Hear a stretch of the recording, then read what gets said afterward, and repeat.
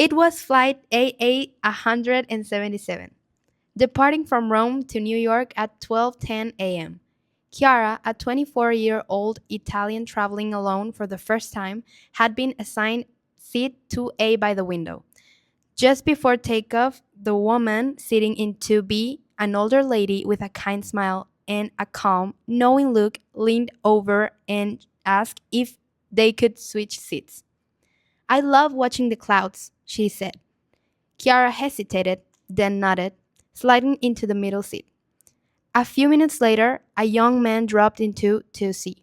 His name was Luke, American, maybe 23, looking like he hadn't slept in days. Distracted, messy, but somehow easy to notice. As the plane ascended, Chiara tried to relax, though she couldn't help fidgeting. The older woman gazed out the window with quiet fascination, almost like she was seeing something no one else could. Luke seemed lost in thought, earbuds in, staring at the floor. It stayed that way for about an hour until the woman turned to Kiara and said softly, "Sometimes the best part of a journey isn't the destination, dear."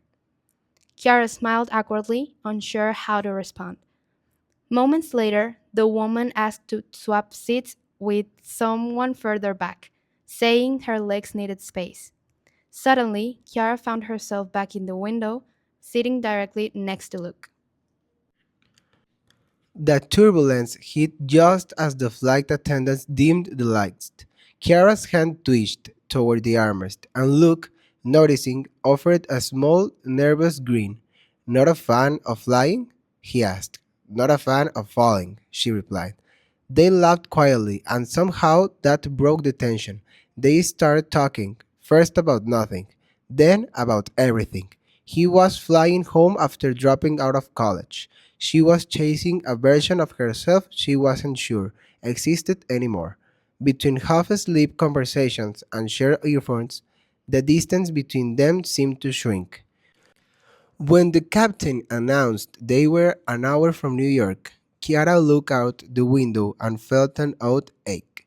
That mix of excitement and loss that comes with endings you didn't expect to matter. Luke asked for her number, but she hesitated.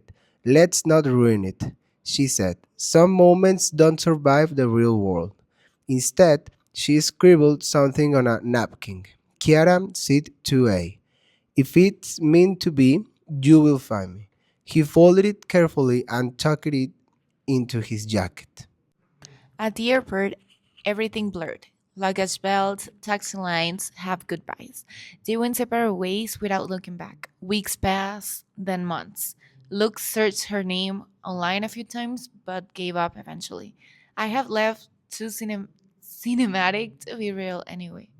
Almost a year later, he was walking through a small bookstore in Florence when a familiar name on a paperback caught his eye: Seat 2A by Chara Moretti. He froze for a moment, smiling without meaning to. No grand reunion nor airport chase, just a quiet realization that some people pass through your life like flights, brief, turbulent, and impossible to forget.